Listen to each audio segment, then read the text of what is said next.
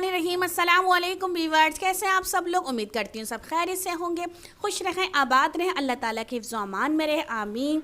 Welcome to my channel kitchen with Fatima. आज मैं बनाऊंगी बहुत ही मज़ेदार, निहायत ही आसान रेसिपी जिसका नाम है करी। आज मैं आपको करी बनाने का सही तरीका बताती हूँ। हमारे बड़ों का पुराना तरीका है जो मैं आज आपके साथ शेयर करूँगी, लेकिन उससे पहले मेरे चैनल को लाइक कीजिए, शेयर कीजिए, सब्सक्राइब करना तो बिल्कुल नहीं भूलिएगा, इससे हमारा हौसला बढ़ेगा। तो चलते हैं इंग्रेडिएंट्स की तरफ। हरा धनिया और कड़ी पत्ता चाहिए हमें, ज़ीरा हमें चाहिए 2 टेबल स्पून, गोल मिर्च 2 टेबल स्पून, पिसी हुई लाल मिर्चें 2 टेबल स्पून, हल्दी चाहिए हमें 1 टीस्पून, नमक 1 टेबल स्पून अपने टेस्ट के मुताबिक यूज़ कीजिए। प्याज चाहिए 2 अदद मीडियम, लहसुन अदरक का पेस्ट 2 टेबल स्पून, दही चाहिए हमें 2 प्याली यानी कि हाफ केजी, बेसन 1 प्याली। जी व्यूअर्स, ये हो गए इंग्रेडिएंट्स करी बनाने के, जिनसे बहुत मज़ेदार रेसिपी बनेगी। चलते हैं कुकिंग की तरफ। 1 प्याली तेल के अंदर मीडियम साइज़ की प्याज ब्राउन करेंगे। जब ये ब्राउन हो जाएगी तो इसमें हम शामिल कर देंगे लहसुन अदरक का पेस्ट, जो हरी मिर्च के साथ पीसा था मैंने, तकरीबन 2 टेबल स्पून। थोड़ा सा भूनेंगे। जब इसमें अच्छी सी खुशबू आने लगेगी तो फिर इसमें हम मसाले शामिल करेंगे। मसाले शामिल करके थोड़ा सा पानी डालेंगे और थोड़ी देर पकाएंगे हल्की आंच पे। वीवर, जब तक ये मसाला हमारा तैयार हो रहा है, इधर हम बेसन और दही का पेस्ट बना लेते हैं। एक बड़े बाउल में बेसन और दही को मिक्स कर लेते हैं अच्छी तरह। फिर इसमें पानी शामिल करते हैं अच्छी तरह, ताकि लम्स ना बने। इसमें आहिस्ता आहिस्ता पानी शामिल करें और पतला सा पेस्ट बना लें। ये देखिए वीवर्स, इस तरह पतला सा पेस्ट बना लें। अब ये पेस्ट मसाले के अंदर ऐड कर देते हैं। किस तरह डालते हैं ये वीवर्स देखिए, घर में आटे की छन्नी हो या कोई बड़ी छन्नी हो, इसमें छान कर डालेंगे जैसे मैं डाल रही हूँ। इस तरह डालने से जो लम्स बन जाते हैं इनमें शामिल नहीं होंगे। ये देखिए वीवर्स, ये अलग हो गए हैं। इसको हम पकोड़े जो बनाएंगे इसमें शामिल कर देंगे, इसको वेस्ट नहीं करेंगे। इसमें तकरीबन 2 बड़े जग पानी डालकर पकाएंगे हल्की आंच पे। ये तकरीबन 3 घंटे के लिए पकेगा।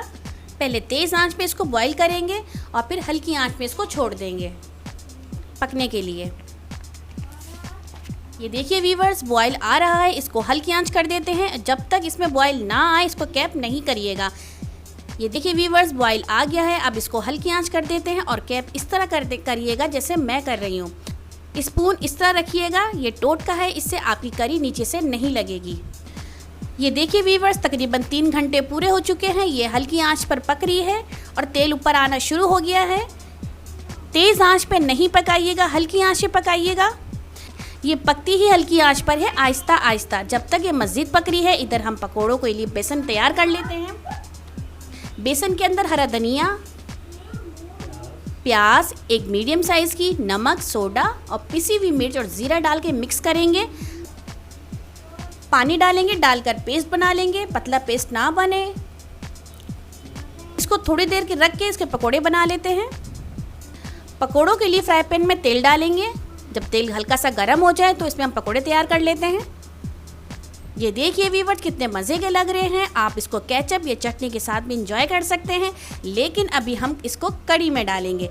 डालने के बाद इसको अच्छी तरह मिक्स करेंगे, थोड़ा पकाएंगे। अब बारी आती है इसको भगाड़ देने के लिए वीवर्स। तेल के अंदर ज़ीरा, गोल मिर्चें, कड़ी पत्ता डालेंगे। जब ये हल्का सा ब्राउन हो जाए इसको हम कड़ी में डालेंगे।